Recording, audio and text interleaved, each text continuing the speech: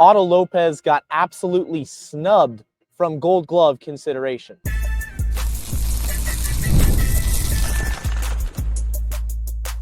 You are Locked On Marlins, your daily podcast on the Miami Marlins. Part of the Locked On Podcast Network, your team every day.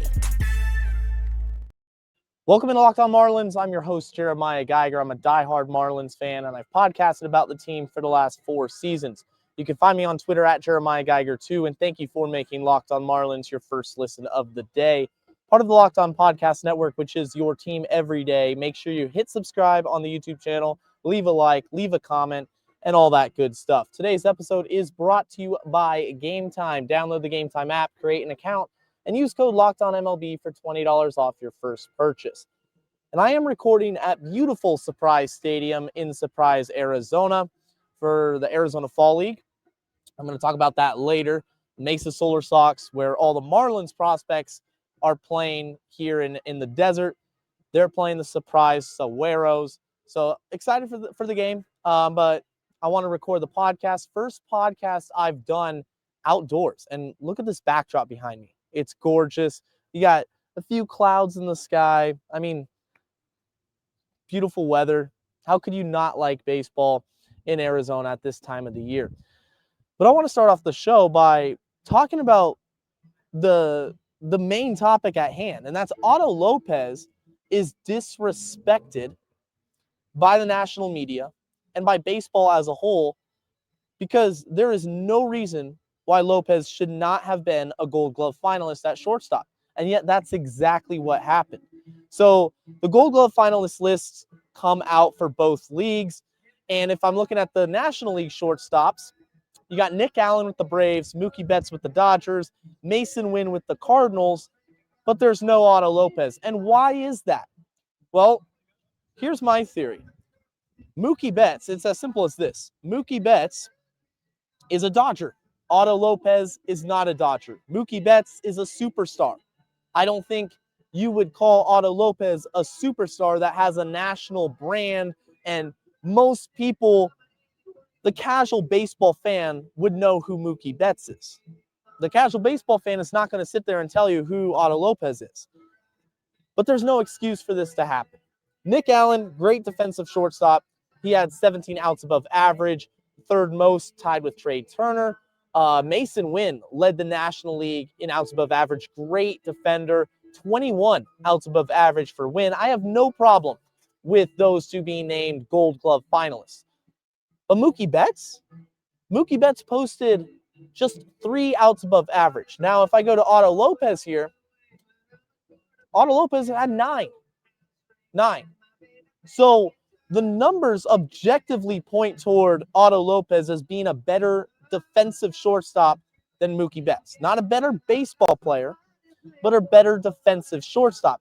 And so that's the issue I have, because this is the second year in a row in which Otto Lopez has posted great numbers defensively. The eye test backs it up, and yet he gets snubbed, and he's not even going to be named a finalist. Is next year the year? Is that what we have to rely on? I don't know.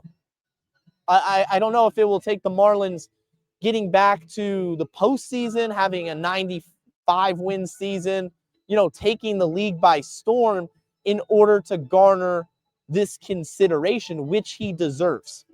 Last year was at second base, wasn't a finalist.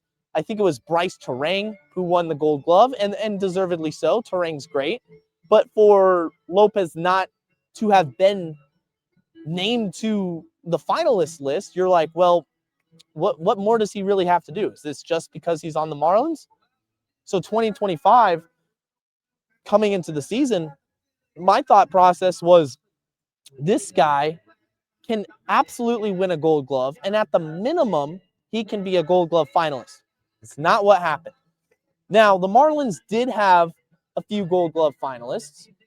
Kyle Stowers in left field, Javier Sanoja, who is a Gold Glove finalist for the utility spot, which I think is interesting because I don't know.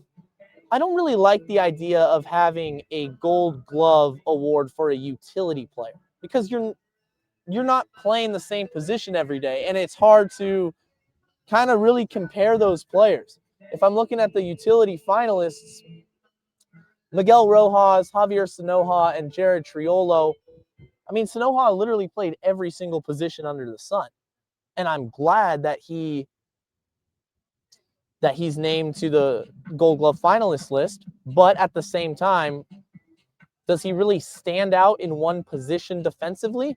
Or is this more of a recognition of his elite versatility?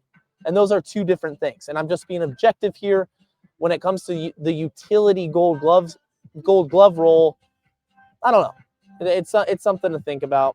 Ultimately, I don't really have a problem with it, because I guess it is rewarding your value all over the diamond. But for example, Rojas, second base, he was +7 outs above average, and then he was in the negative at third and an even 0 at shortstop. So yes, he played different positions, but he was only really good at one of them.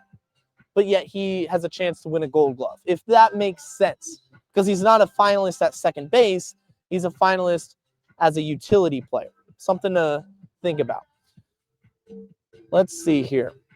What a day. What a beautiful day we have. I mean, the weather is so nice. So nice here in Arizona. Let's see. What's the temperature here? Because usually it's hot, but it was raining at 73 degrees. 73 degrees, few clouds in the sky. It's awesome. Who doesn't love baseball in the fall? Who doesn't love some fall Arizona Fall League baseball? It's great. Coming up next, we're going to talk about the rest of the Marlins Gold Glove finalists.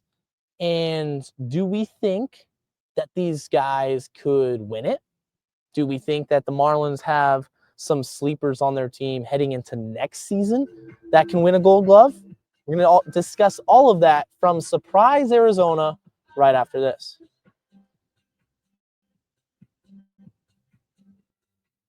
But first, this episode is brought to you by Gametime. There's nothing like catching a baseball game live. You have the energy, the crowd, a beautiful day, beautiful evening, some fun teams playing baseball, but actually getting tickets, that's the difficult part. So that's why I encourage you to use Gametime. It's the app that gives the advantage back to the fans. Gametime's fast, it's easy, it's backed by the Gametime guarantee, and you'll always get 100% authentic tickets delivered on time and at the best price. And my favorite part of Gametime is the all-in pricing features. The price you see, that ticket, it's not going to change when you go to checkout. There's no hidden fees at all involved with Gametime. It's faster, cheaper, and less stressful than other ways I've bought tickets, and you can do it in just a couple minutes. Download the Gametime app, create an account, and use code LOCKEDONMLB for $20 off your first purchase. Terms apply. Again, that's promo code LOCKEDONMLB for $20 off. Swipe, tap, ticket, go. Download Gametime today. I appreciate all the everyday listeners. Make Locked On Marlins part of your daily routine. It's a little bit hard to do this podcast standing up. I'm not going to lie, but we had to pick a spot. I wanted to give you guys the background, being here covering the Arizona Fall League. And remember, I got more coverage as the Fall League continues. It's not just a one-time thing. I got my credential, some good people, good connections. For those of you guys who like just baseball, there's Aram Layton and Jack McMullen, who's also the radio announcer for the Fish. They're here today. So it's great to see those guys, chat, and talk some ball. Let's continue talking about the Gold Glove finalists for the Fish. So for the Marlins, Sanoja, I talked a little bit about that because,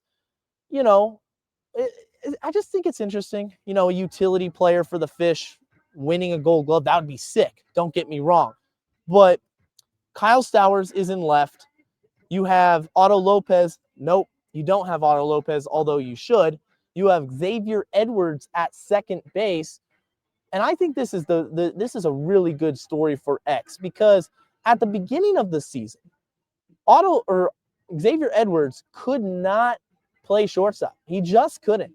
He was a very, very bad defender, and it forced the Marlins' hand to make the decision, ultimately make the call to move him to second base, his more natural position, and put Otto Lopez to shortstop, who was great at second base. Lopez was an elite defender at second, but he goes to short to kind of overcome the shortcomings of Xavier Edwards.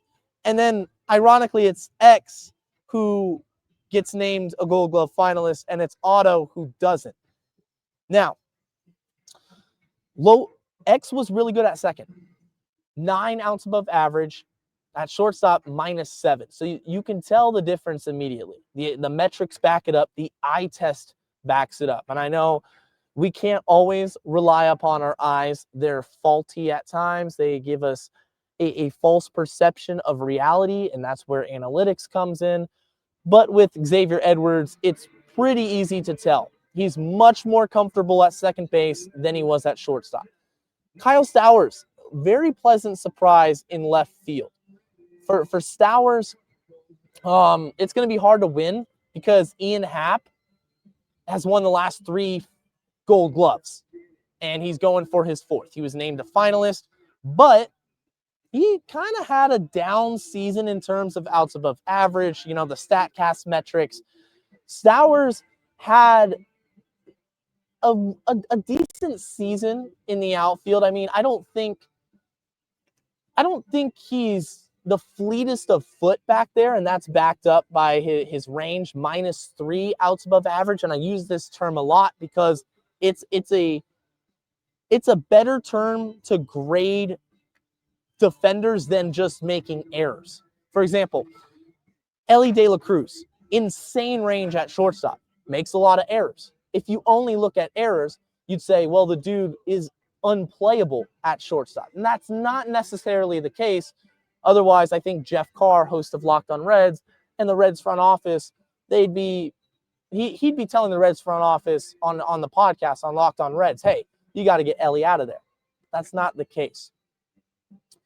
So for Stowers, he has a cannon of an arm. How many times did we see him just gun out runners heading to home plate? And that's where the Marlins outfield, I think, is a strength of this team. And it's their ability to limit the run game. And that sounds like a football term or a catcher, talking about a catcher. But what I mean is, if you can cut down runners going for extra bases, if you can cut down guys trying to score, that's going to win you baseball games. And then you throw in a few awesome catches here and there. That's the total package. And of course, focusing on the fundamentals. Marlins have a few players that can do that. Stowers is getting recognized. You have, you have Griffin Conine, who I think has one of the strongest arms, if not the strongest arm in the Marlins organization from the outfield, right alongside Dane Myers. And he also made an incredible catch opening series against the Pirates. Heriberto Hernandez isn't bad in the outfield. Jacob Marcy, speedster, absolute speedster who can fly and cover a lot of ground. So the Marlins are set up very nicely, set up very well defensively in the outfield. Not just this past year, but for 2026 and beyond. I think they're in a very good position. Is there any breakout candidates that I think could be on this list next season or at the end of next season? There is. Number one, this is a hot take coming your way, guys. Joe Mack. Joe Mack as the catcher could be named a Gold Glove finalist in 2026. I'm going to tell you why. If his game translates from the AAA level to the Major League level, then you're going to have a player who is going to be routinely on MLB Network making highlight reel plays. Highlight plays. I mean, he's got a cannon of an arm, can control the run game from start to finish, can block, can frame, he can do it all. Catcher is one of those positions that, since Yadier Molina and Buster Posey, they retired, there really isn't that clear-cut star that's going to win 10 Gold Gloves in a row. Now, maybe Patrick Bailey, who's also a finalist this year, and honestly, the only reason Patrick Bailey is still on the Giants is because of his glove. Maybe Bailey can do that. But I think Joe Mack can be right up there with the rest of these finalists, with Carson Kelly from the Cubs, who's a finalist this season, Luis Torrens, if he gets the playing time. If Matt gets the playing time necessary, that he truly has Gold Glove potential, without a doubt in my mind.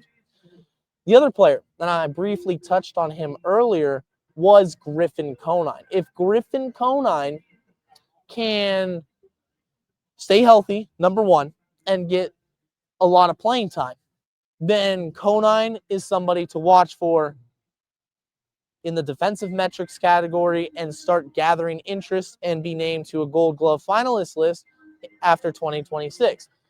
He's athletic. He's got a cannon. He can move a little bit. He's a dude out there. He's a dude. And the Marlins are in a good position, I think, defensively as a whole, apart from catcher, which, of course, I think Joe Mack is the long-term answer to that and is going to solve that problem. Now, as the years continue down the road, there's a guy playing tonight in the Arizona Fall League for the Solar Sox named Starlin Caba, who, if he makes the major leagues, will be a Gold Glove finalist almost every single year. And he'll probably win 2 or 3 as well, maybe more. Really, really good defender. I can't wait to watch, and I hope he plays. I haven't seen the starting lineups yet, but you know, that's a name to watch for in 2027, 2028, as his, I guess, ETA continues to get closer, because you know he's still very young, lower in the ranks of the Marlins farm system. But we're going to talk more about tonight's game, my experience here, you know, just enjoying a nice fall evening of baseball, and what I'm expecting to watch for with the Mesa Solar Sox, not just tonight, but the rest of the way as well. That's coming up right after this.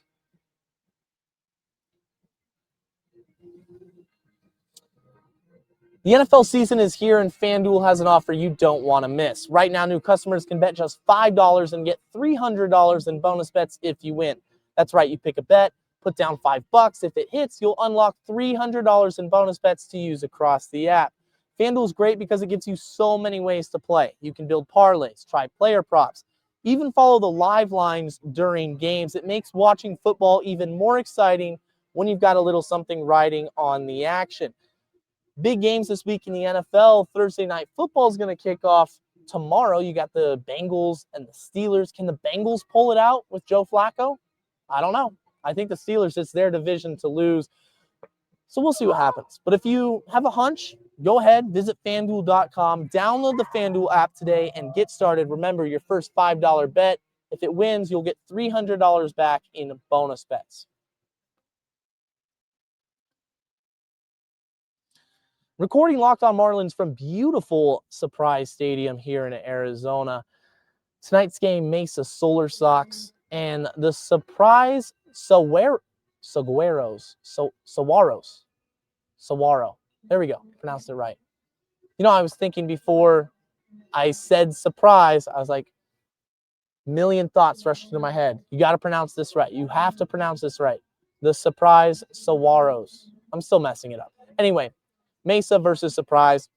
Yeah, before I was watching batting practice, Marlins looked good. Morlando. Interview coming out later, by the way. Myself and PJ Morlando. Dude's strong.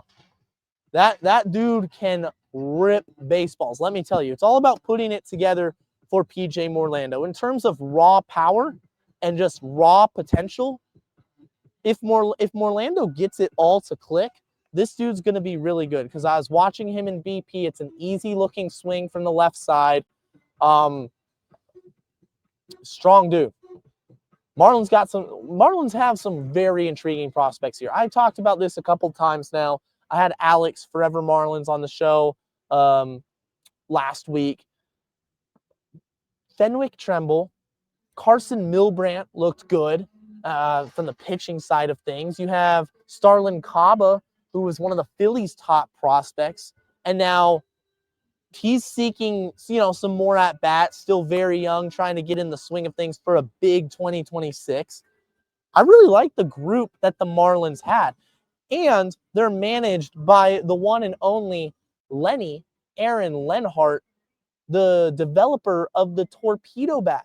Remember when that blew up at the beginning of the season? Everybody, the torpedo bat. What is with this torpedo bat?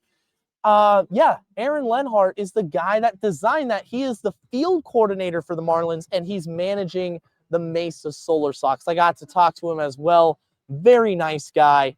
Funny. He's got jokes.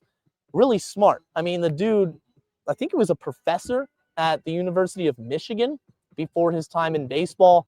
So, yeah, he's a guy you want to have in your organization in some capacity, and gets the opportunity to come down here, watch these guys develop, not just from the Marlins, but from all over baseball, all over, the MLB. Teams are sending their prospects down here because they're in the same boat that we are as Marlins fans.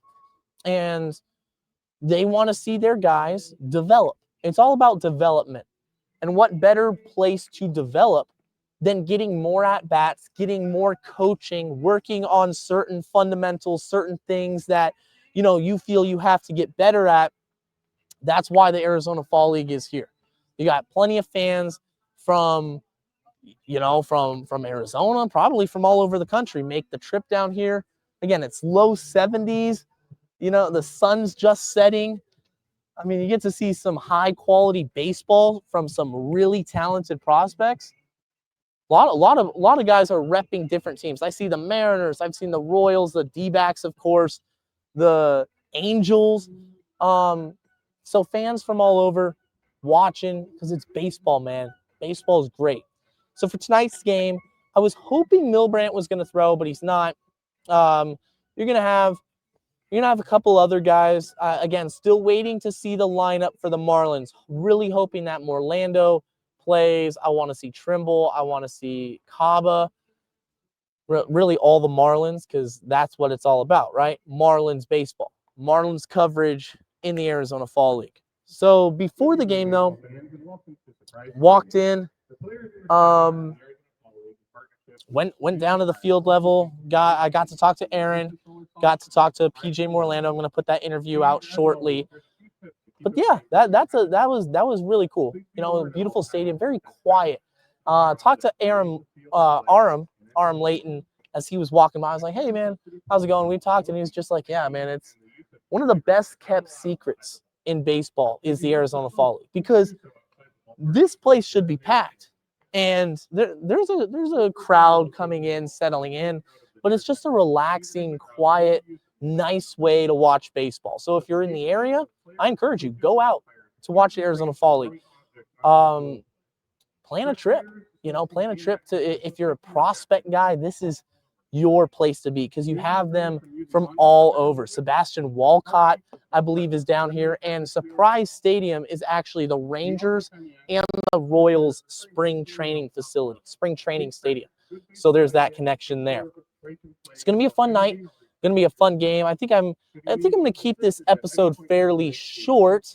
The last couple of episodes I've been going over 30 minutes, which is fine. There's just so much to talk about. But at this point, I'm excited. I'm ready to watch this game, and just cheer on the Marlins prospects. Watch the development. The offseason for baseball is weird because for the Marlins, we're ready for spring training. We're ready to see what they do at the winter meetings. The ALCS is getting played tonight. You have the Mariners and the Blue Jays fighting to get to the World Series. Can the Mariners make their first World Series ever? Can the Blue Jays get back to the World Series for the first time since, 1991, 1992, something like that?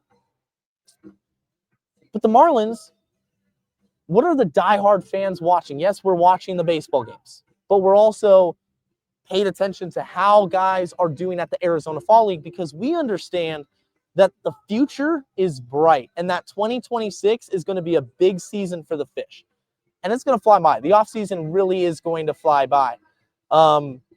Sometimes it feels like, football comes around, basketball comes around, hockey comes around, and then baseball, it's right around the corner, and we're back in the swing of things. In February, catchers and pitchers report, and then spring training games hit, and it's the whole shebang.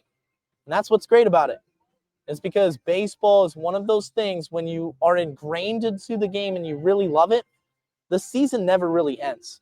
You have the Arizona Fall League, you're going to have winter ball that prospects can join. I mean, I guess the offseason does technically have a little bit of a lull, maybe before the winter meetings. For the winter meetings, that's going to be huge. That's going to be stressful. There's going to be so many trade rumors surrounding the Marlins. I can guarantee that. You're going to have the Sandy Alcantara rumors pop up again. You're going to have the Edward Cabrera rumors pop up again. And yeah, that's all fun and dandy. But what I'm more curious about is who are the Marlins going to go after? Are they serious about free agency? Not just Tim Anderson, not just Cal Quantrill, but actually, packing a punch and going for a big fish free agent. No pun intended. I think they are. And I think this team is in a position to do so. So for the time being, look, we're going to enjoy a baseball game. I encourage you, watch it on MLB TV. If you're watching this after the fact, watch the replay. Check out the stadium. If you're ever down here, you got to make it out. Spring training games are here, Arizona Fall League. And the Marlins prospects who could be huge a huge piece of the next Marlins postseason team. They're playing down here.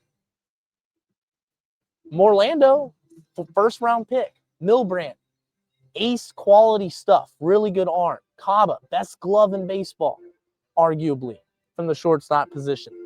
So there's a lot of exciting talent down here that everybody should be aware of and how they're doing, and just, enjoy football season as well. Enjoy the ALCS and NLCS. But remember, this stuff matters because this is the next generation of Marlins players. The cornerstone players for the Marlins, they're coming together. But there's still work to be done. It's not a finished product, nor will it ever be a finished product with the Miami Marlins. That's just how the organization runs. Peter Bendix is all about continuing to find ways to improve. Never stopping to get an extra advantage here or an extra advantage there. Winning on the margins. And that's how they had so much success a season ago, is they won on the margins. Signing Jansen Junk. Finding Tyler Phillips and getting him in a trade for cash considerations. So I'm going to be excited to see how Peter Bendix approaches the margins this time around. And in this offseason, yes, go for the big fish, get that big free agent signing, but also what are you doing on the margins to supplement the roster and, provide against injuries and just become an overall better team than you were before. That's going to do it for today's edition of Locked On Marlins from Surprise Stadium here in Arizona. That's going to do it. Stay safe, stay locked on, and let's go fish.